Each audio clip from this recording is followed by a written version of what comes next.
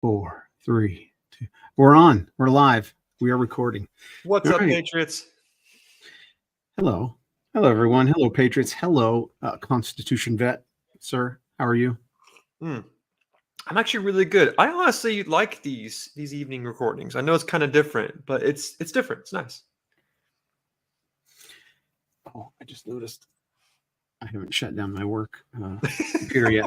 All right. Well, what's our topic? You can launch us into our topic today. Yes. So our topic actually came from an awesome discussion I had with my wife a few days ago.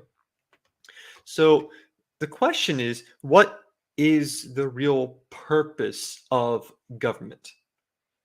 Is it to provide for and support society? Or is it to protect and serve society?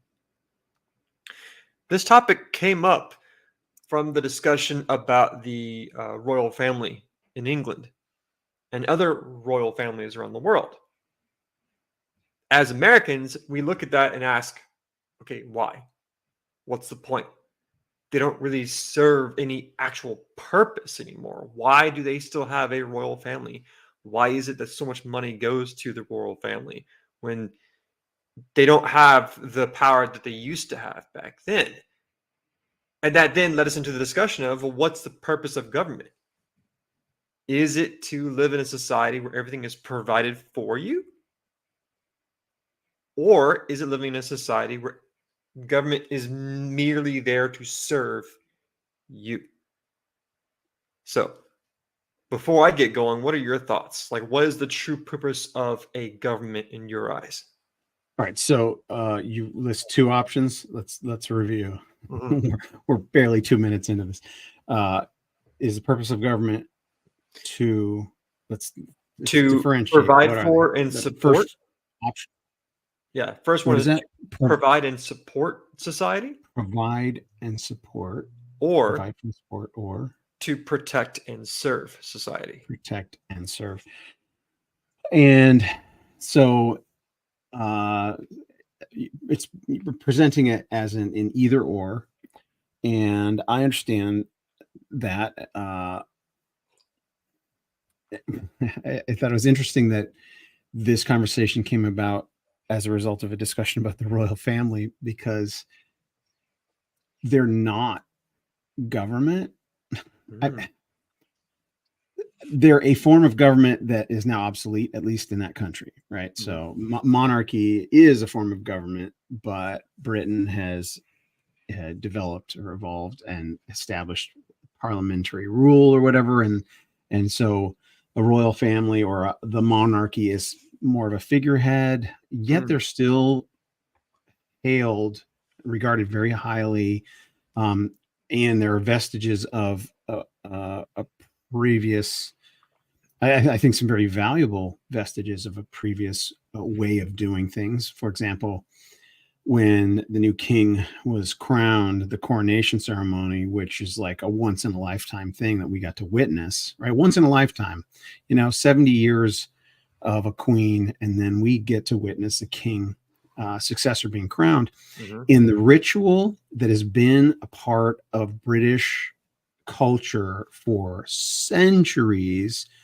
includes the Bible and Jesus, right? All these The pictures anointing. of right Yeah. of heavenly, the holy of holies, and all Mhm. the ritual, right? Mm. Good things. I mean, ritual can be good or bad, but the original intent of these rituals are to point you to the true governing authority, right? That which is above all. There is no such thing as a government or a kingdom without a prior authority or a higher authority, right? Man is not. Well, that's the differentiation. I don't know if that's the differentiation for what we're determining here. We're going to talk about the role of government, but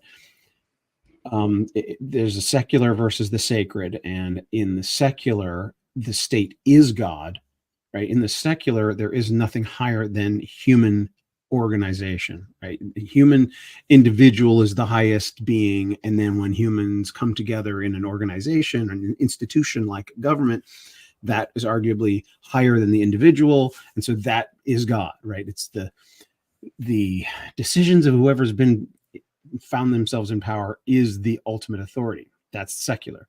And then Right. there's the sacred, which none of this would exist without the sacred, without the actual Absolutely. creator of all things. So Absolutely.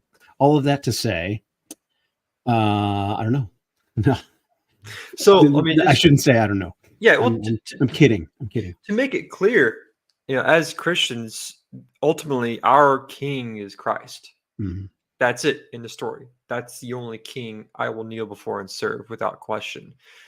When we talk about the systems that humans have created, as Americans, we're always going to have that natural inclination to be anti-king for obvious reasons, right?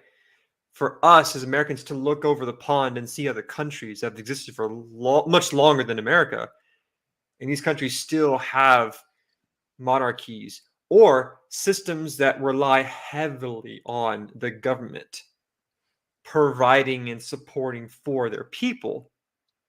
For us, with our new election of Michael Johnson, the new Speaker of the House, that really is what sparked the discussion between my wife and I. Because then we talked about the royal family and comparing the two, how everyone in our system is elected to lead in different positions from the federal level all the way down to the local level. Elections, voting is such a big thing. And so once you're in those positions of government, you as a citizen, should you rely on the government providing and supporting you 100%? Or do you as a citizen only want the government to protect and serve you, the citizen? I have an answer. Hmm. I mean, I had this answer, but we needed to beat around the bush and flesh this out a little bit. But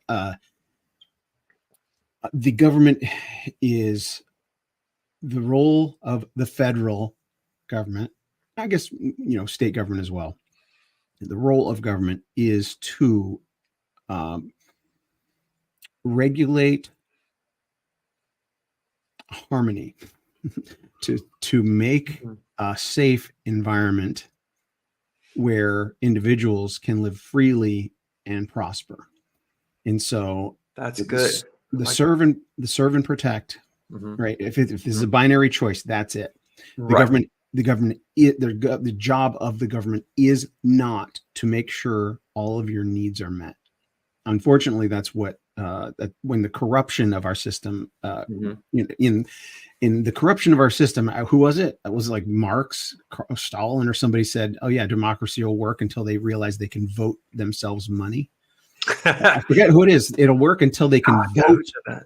It was one of those communist guys, one of the socialist communist guys. It works until they realize they can vote, just vote money into their own pockets, and that's a self-defeating. It's like a vicious cycle.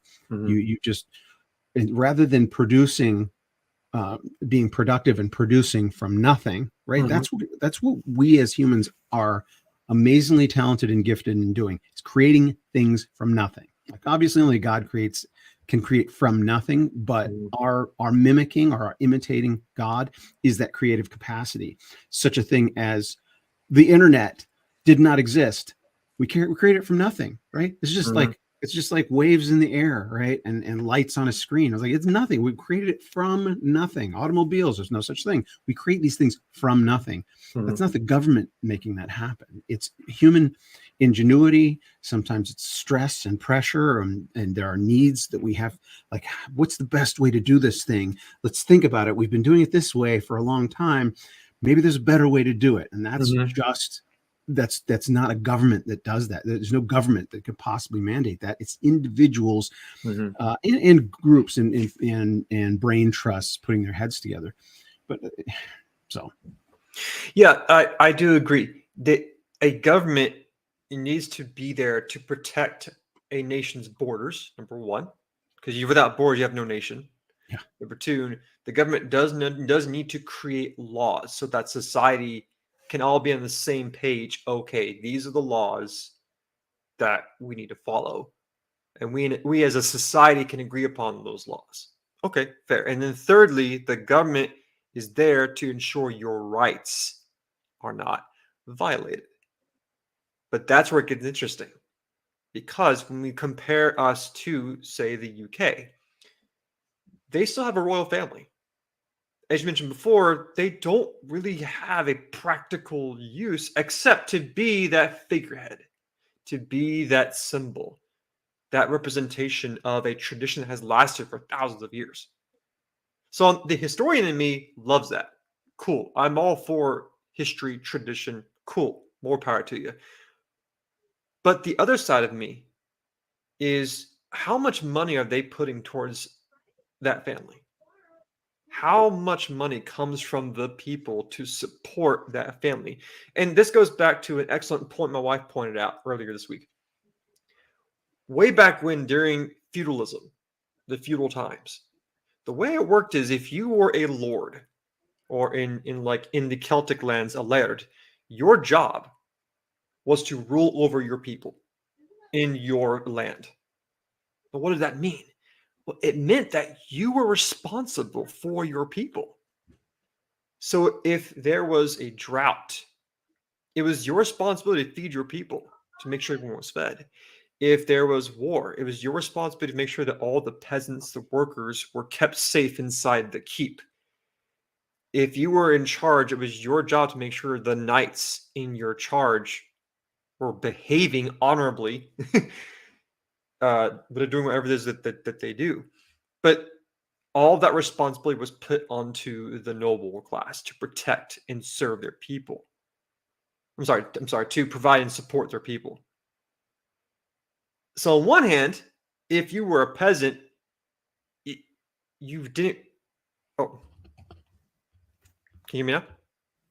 No, I can hear you. I muted myself as I was talking to my wife. So oh, sorry.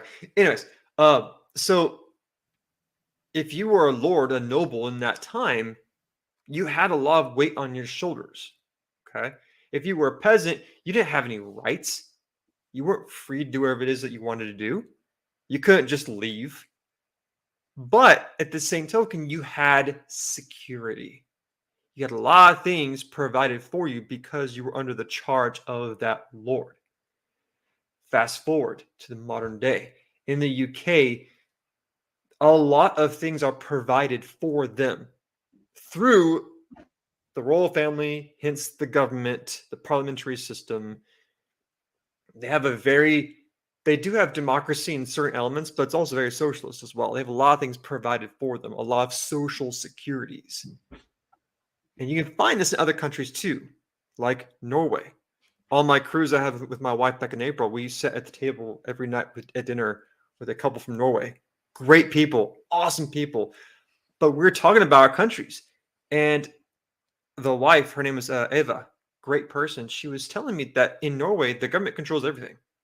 Like, you have freedoms to do what you want, but the government literally controls all aspects of what you can and can't do, what securities you have and don't have. And so for me, it all comes back to this. I do not want to live in a system where the government provides everything for me. I want to live in a system where I'm responsible for myself. That's it. And I think that's the key difference today in our crazy world. We're trying to keep things simple. There are people who want safety and security, who want the government to provide and support for them, right?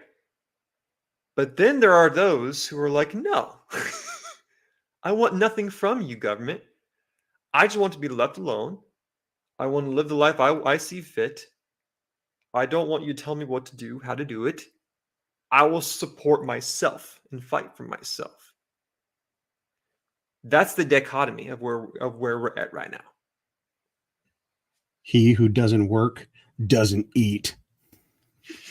Right? That's like in the Bible. It has like a weird. It's like this is a normal thing way back when. Well, I've thought about, my eschatology, what I think the proper eschatology of Scripture. I wrestled with this one passage that Jesus says, "The poor you will always have with you. Right? So there's a passage where, you know, the poor you will always have with you. And it's like, will we always have, is Jesus speaking in universal absolutes here? There will always be poor people, because that doesn't actually comport with all of the Old Testament talking about heaven. Like everything's going to be provided, right? All of our needs, right? There will be no more sorrow and no more toil and no more, like everything, like it's heaven, right? In heaven, there's not gonna be poor people in heaven, right? It's poverty is dependent upon economic, socioeconomic systems, right? Is there such an economic system without poverty, without the poor? Well, I think there is, but it's also without the rich. I think there are economic systems, but whenever I start talking like this, people are like, oh, you're a socialist or communist. No. I'm not talking about something that's enforced by a governmental system.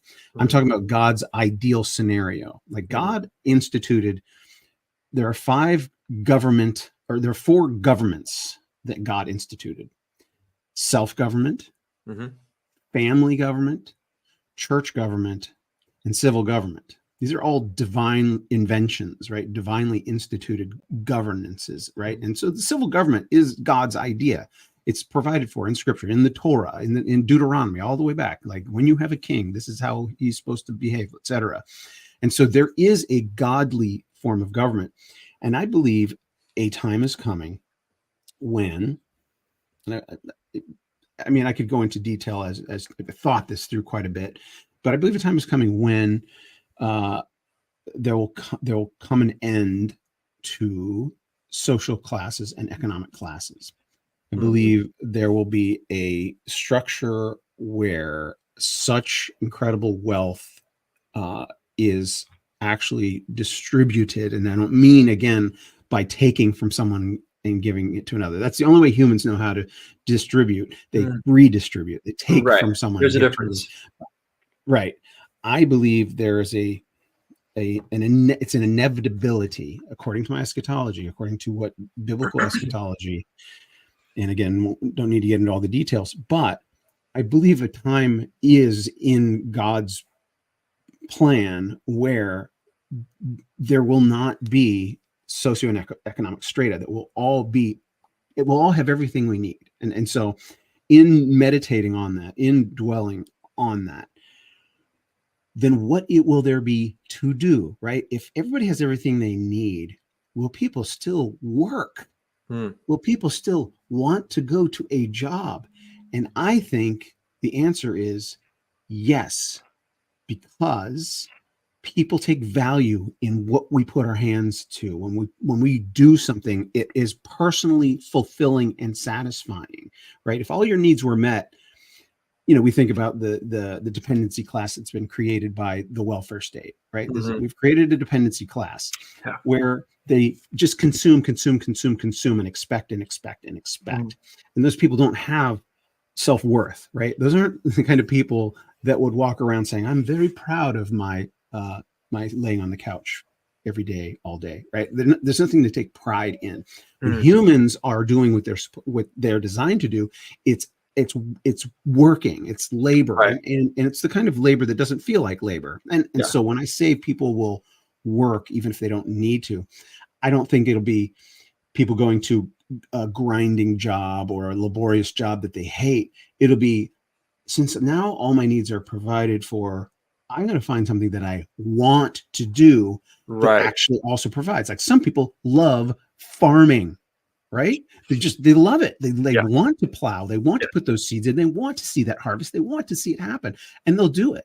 Some people love building things and or construction. Like people love it. And I enjoyed it when I was a bricklayer, right? We'd pull up to a job site and it was just this shell of had drywall and insulation. And then we'd put the bricks on the outside of it and go away from it. It's like, that is a gorgeous thing that we did. And I sweat and I bled. I even would cut my hand on things and I got calluses and I would be tired as all get out at the end of the day. But at the end, it was this sense of accomplishment, right? And that's part and parcel of being human, accomplishing something. That's how God has designed us. And so I've said a lot there, and there's plenty of different directions we can go in. Sure. But I don't think government is designed to provide everything for you. But I do think there will come a time when everything is provided by a paradigm shift. And I could get into the details if you are interested, but I have a whole theory of how that will happen. Well, so in regarding to the term of a shift, I remember I explained this to my students back when I was still teaching. I loved teaching government. But before I became a teacher, I thought, no, I would hate that. I just want to teach history, just history. But ironically, government was my favorite course to teach because that was the course where I could blend history with modern day stuff. But it also got the students thinking beyond what they would normally think. Like, what is government? Like, what is it? It exists all around us. What's the point of it? And by the end of the course, my students would have to create their own country with their own system of government, and they would have to explain every aspect of their society. But one thing that I loved about that course is I could bring my own experiences to it because I know what it feels like to live in a socialistic dictatorship type of world. That's the military. A lot of people don't realize this. The military is a pure dictatorship. And to be honest with you, there were a lot of times where that type of society was great. You're told what to do, you just do it. You are willing to sign your life over to a system. And if you're young going into it, it's great because not only are you given so much direction, you're told what to do, how to do it, when to do it, you just do it. But at the same time, you're also provided a new level of security that you don't get in the civilian world. And that becomes so normal to you. And so over time, you get used to free college, free healthcare, steady paycheck, benefits, vacation, all this great security. But what's the cost? You don't think about it when you're in. The cost is you are government property. See, Yep. recruiters don't say that. Recruiters never say, do you want to become government property? Boy, do I ever. No. But that's reality. You are government property. But when you get out, though, a lot of veterans struggle with this. That security is gone. Right. And all of a sudden, you have to figure things out on your own. And that's why personally, for me, it's been hard for me to grapple with what's going on in my life right now. I've been on the job hunt. I'm making some good progress, but I've also had to rely on unemployment just to pay the bills. And so on one hand, I felt horrible. It's like, I don't want to have to rely on the government for that. But at the same token, I did pay into that.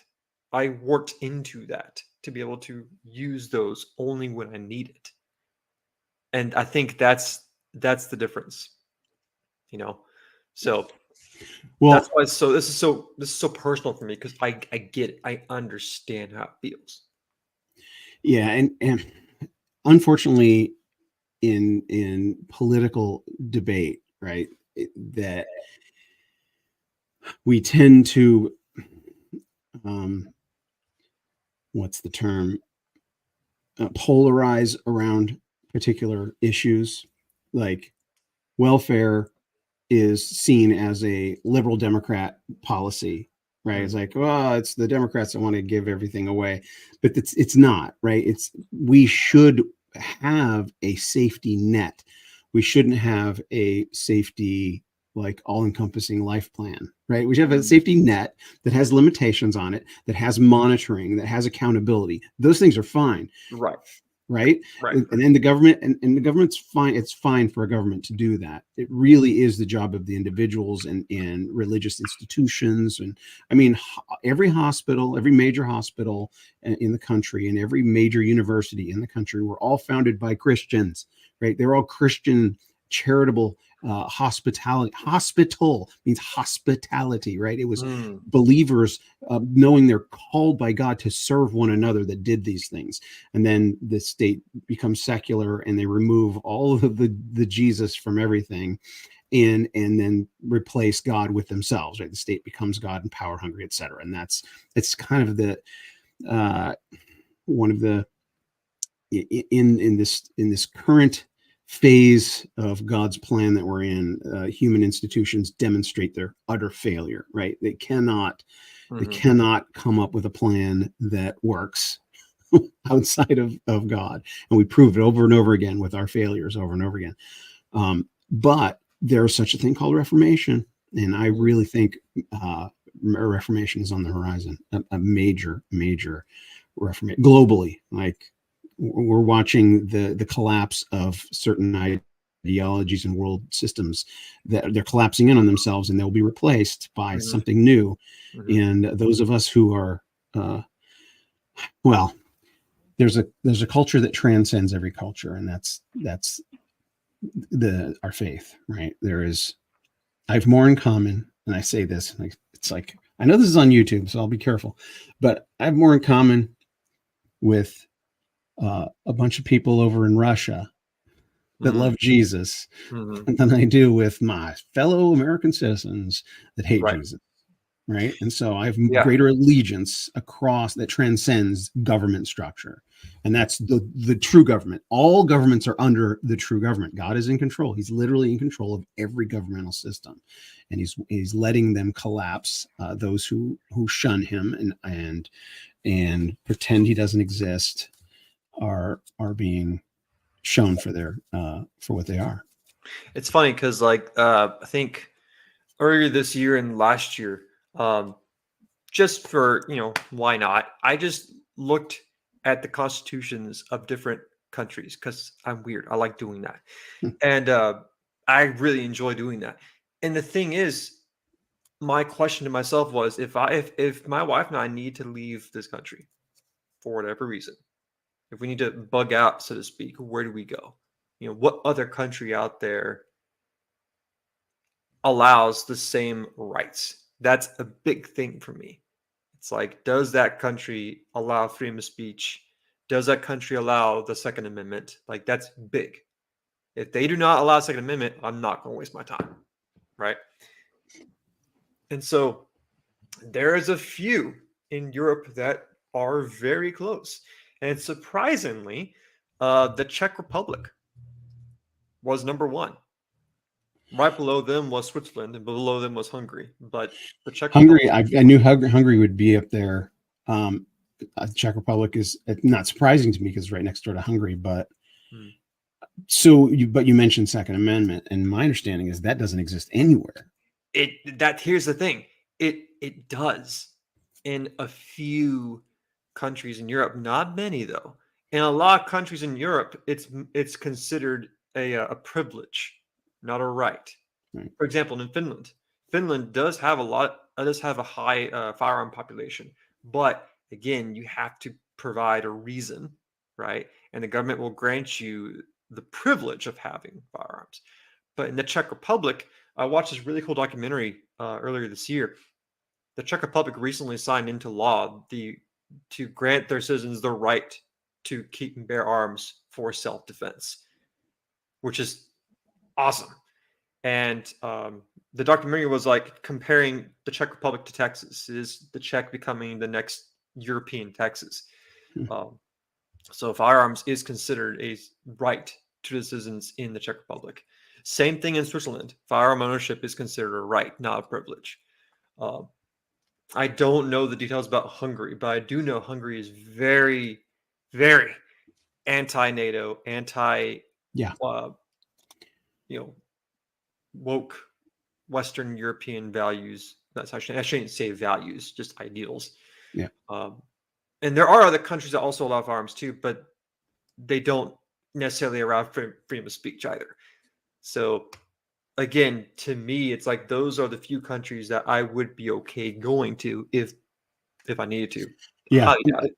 Same here. I mean, I doubt I'll ever need to leave the United States. We'll see. Maybe for a period, but Hungary is at the top of my list. And it's my ethnic heritage as well. I'm from Slovakia, formerly Czechoslovakia. So not the Czech Republic, but the Slovak Republic, but it's all there. My the ship manifest from Ellis Island that my grandfather and grandmother, they came separately, but they left, it was like the country of origin, Hungary, even though it was Slovakia, they mentioned Hungary. So, all right. Well, our time is up. Our half hour is up. Sorry about that. That's all right. Love you, brother. I will see you Take next care, time. boss. Bye, everybody. Later.